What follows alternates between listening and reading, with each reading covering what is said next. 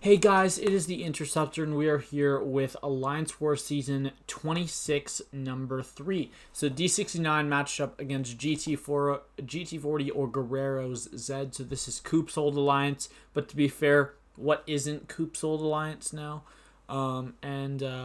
Yeah, we have a decent war here. I was not able to plan this war because I usually can't plan the weekday wars due to my work schedule, but I can plan the weekend wars. So today we have the team of Quake, Magik, and Ghost. Ghost isn't going to do anything. I brought Ghost for that Yellowjacket mini because I thought that the way Yellowjacket worked is that when you receive a heavy attack from Yellowjacket, he gets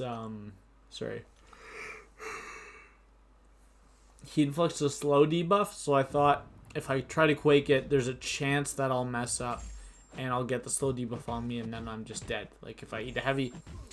It turns out he only does that on offense, and neither I nor the officer planning that this war knew that. We thought it would happen either way.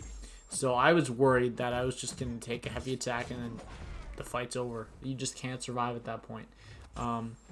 But yeah, Ghost actually does have a fight this war, believe it or not. But it is a very, very easy fight that did not need a Ghost for. She is the best counter, objectively, but did not need it. And anyways, this is a rank 3 6-star red Magneto, and this is on Aggression, Fury, and Strike Back. So this is a pretty, I mean, it's a decent placement because normally a lot of people like to use Doom for Strike Back, and this kind of counters that. But it's just not really hard at all. There's not really too much to say. We just intercept special there, and we end with 94%. We're boosting decently big, not incredibly big. And now we'll go into this Thor Ragnarok. So this is another rank 3.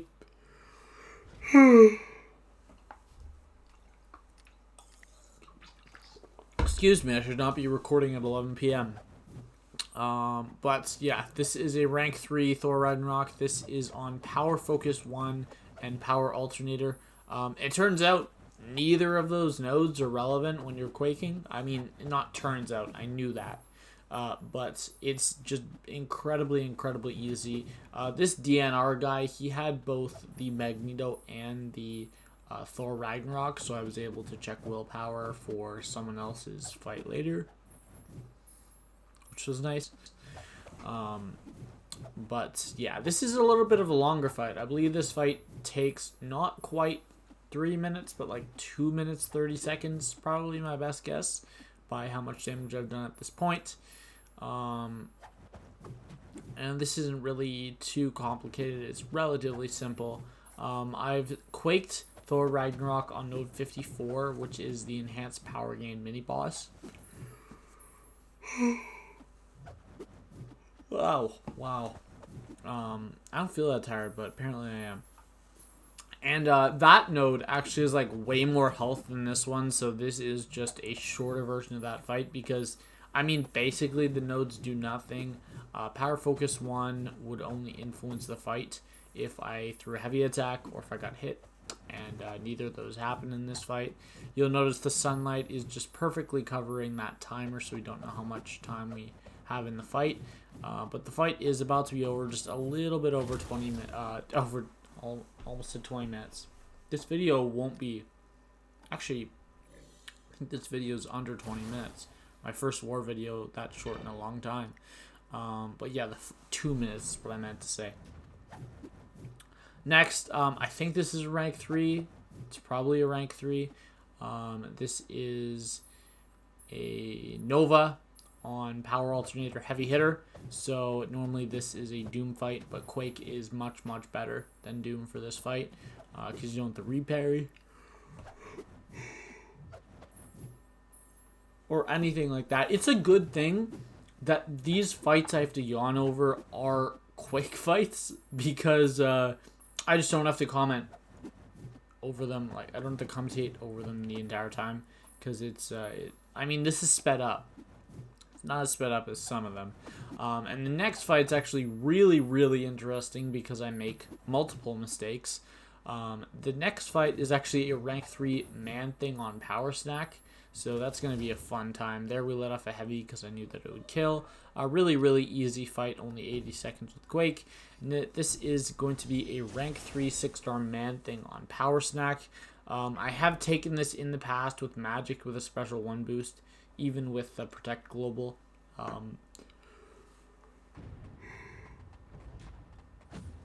So I know that it's doable. But anyways, this is a pretty simple fight. Right here, not right here. I'm actually going to mess up the dex. So if you dex during concussion, you turn off Power Snack. But he actually dashed back. And look at this. I thought I dexed during it, but apparently I didn't. And then right here, I think I'm going to get another dex in, which is going to cancel out the Power Snack. But I already have the debuffs on myself for the armor break and the poison. So we're going to lose a decent amount of health. It's only going to be around 10% of our health. But don't worry, because we are not done losing health in this fight, believe it or not. It's not going to come for a while. I think it's going to come when Manthing is somewhere around 40%, I think is where I make the mistake. And then, and yeah, we decided to make this fight just a little bit more interesting because, frankly, it's boring if we don't spice it up a bit. So there we get backup recovery coming. He's back up to 70%. By the way, next war, I have a rank 3 Sasquatch on this node. So make sure to look out for that one because that is a long, long fight. Way longer than Manthing on this node. Actually, other than Rhino, might be the longest. And then right here, I block that. I'm a dumbass. I know you can't block it. I don't know why I did it. But yeah, that resulted. Me blocking it gave me a Postule, which activated Power Snack, which put the armor break and the poison on myself. And then right here, while the buffs were expiring on me, I made sure that I was holding heavy at the time, because if you're not holding heavy when they expire, then Mystic Dispersion would have given Manthing another bar of power. So that would just made it a lot more complicated. But yeah, we're down to 26%, so we are almost in Assassin's range. If I'd gone into this fight with suicides, I would have died. 100%. This is why I don't use suicides in war, because had I had on even half suicides going into this fight, I'm just dead. Straight up. And that's why I don't Quake with suicides. Yeah. It was a little longer of the fight, but as long as you don't time out, it doesn't really matter. And this is a rank 3 6-star Elsa. So this person, Garlock, same person that plays Nova. So I went back to the fight to confirm that they were not running suicides, because if they were running suicides, we were just going to have Run take this with his Apocalypse. He didn't need the charges, which is why he was okay with me taking it with Ghost. But we have Ghost with no synergies here, which is just a little weird. We're still going to throw our special 2s. I think we're just going to block bait him, though, like right here. Yeah, take one hit on the block, and then as he's doing the second hit, we throw our L2, which is decent. We elected to bait L1s this entire fight. You don't have to play like this because of Power Focus 1. You can just continuously hit her until she eventually throws it on her own. It will never make a difference. It does not matter at all. But yeah, we do that. And then right here, rather than hit into my block, in the middle of the air, she decides to throw a heavy attack. So I do get hit by that, unfortunately. This is actually my only Ghost fight this whole war, so it actually does not end up mattering that I lose some health, but it's still a little bit annoying. And then right here, I'm trying to get her to bait one more. She's not throwing it, so I'm like, okay, I'll just throw the L2. I intentionally threw it so that it would not crit, and the reason for that is because I knew it would kill, and if I tried to make it crit, I had to add some risk to the fight that I was just not interested in. And now we're going to be boosting through the rest of our 4 fights this war. But this first one is going to be a rank 5 Killmonger on this the Vigor node. Now, this Killmonger and Doom combo, so Killmonger on Vigor going over to Doom on Buffet, I was scheduled to Quake both, and I could absolutely Quake both, but I was just trying to be super safe, trying to preserve the solo streak, because I know that me with Magik, by the way, Magik has no more fights this war. She was literally on my team for just the first fight. That's it. Only that red Magneto, and she had no other fights the entire war. So I was like, okay, I'll just use her for these 2 fights, just to be super safe. Although I have taken a bunch of Killmongers, and I've also taken Doom on Buffet with Quake before, and it's not really that bad. I've also taken Doom on Power Stack, and it's really not hard. But yeah, this is a pretty simple fight with Magik. This fight was actually taking a lot longer than I thought, just because normally when you fight with Magik, you use half suicides, and I'm not running half suicides here, just because I didn't really want to, because I had to swap off. I had to swap masteries for defense if I had done that, and it didn't really add any level of safety to the fight, because it was still only 2 minutes. But my only goal in that fight was to get it done fast enough so that I could enter this Doom fight with the special 1 boost still active. So we're going to heal up Magik there. Check our boost. We still have 30 seconds on it. So this is a rank 3 6-star Doom. And because we used the power start 1, we are actually going to be able to get to our second bar of power before he gets to his first bar of power. Actually, technically not. Technically, he gets to his first bar of power in the middle of our combo, but because we chain a special off of it, it is physically impossible for him to throw that special attack unless you mess up, like you as Magik. And we never trigger Dex in this fight. It's just a perfect fight. We have Dex on. I don't think we needed it in that Killmonger fight either, so I could have turned it off to be super safe. But yeah, completely fine.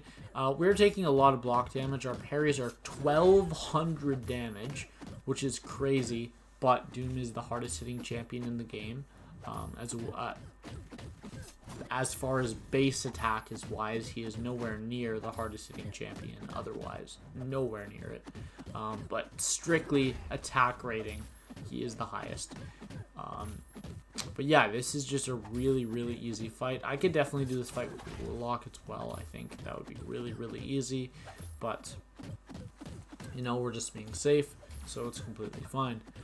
And this fight is going to take a little bit over 2 minutes, but I think a few more special attacks, we're going to get it done. Of course, Doom's natural crit resistance does make this fight a lot longer, as I'm not sure if you guys remember, but last season I think it was, or maybe the season before.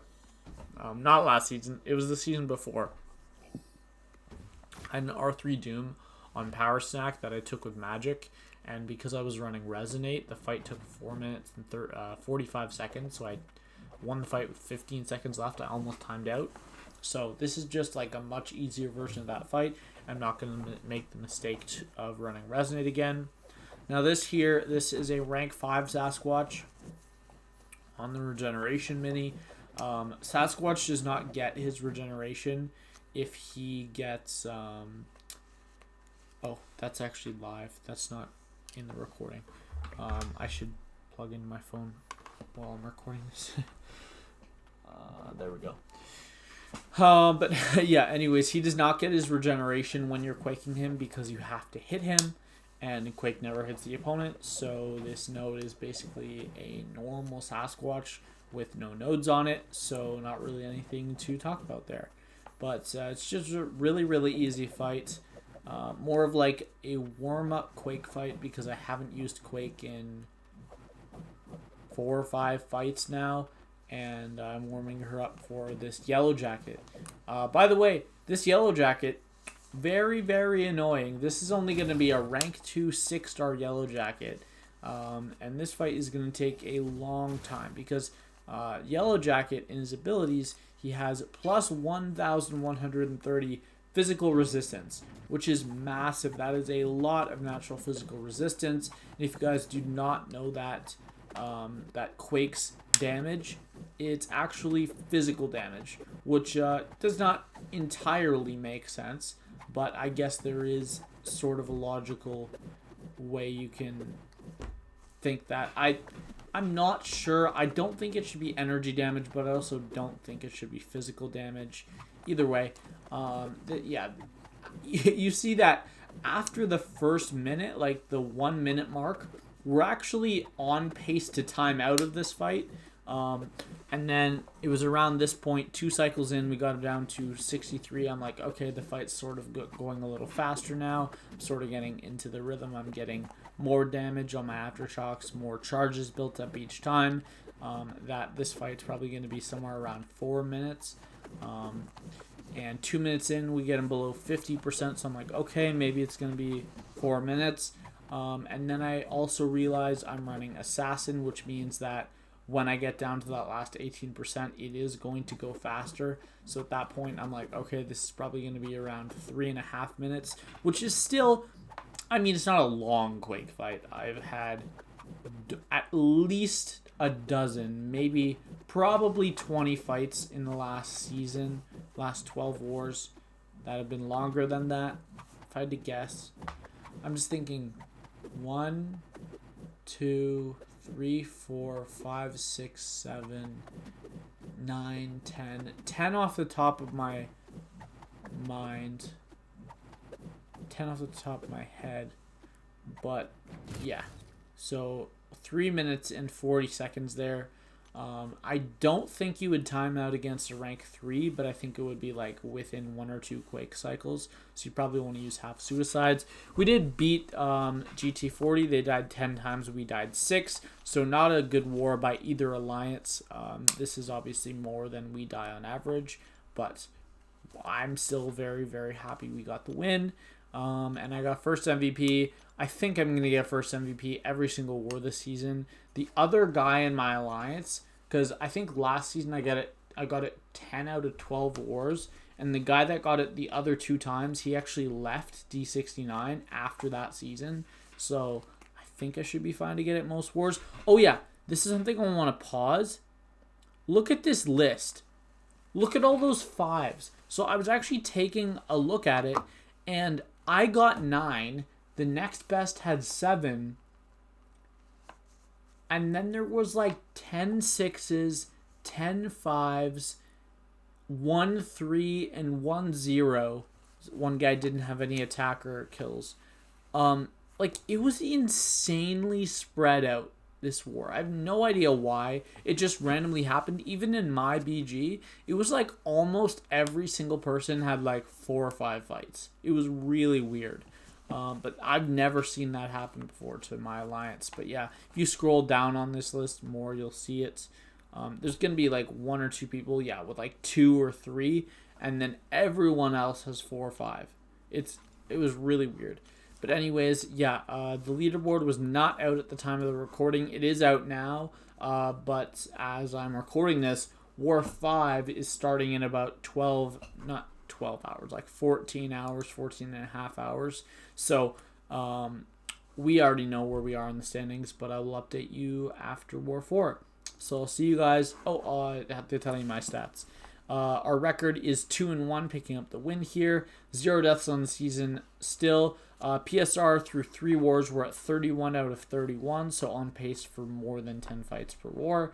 And our deathless streak is at 83, which means that if we don't die between now and the end of War 5, we should be at 100. So I will see you guys in the next video, and later. Bye.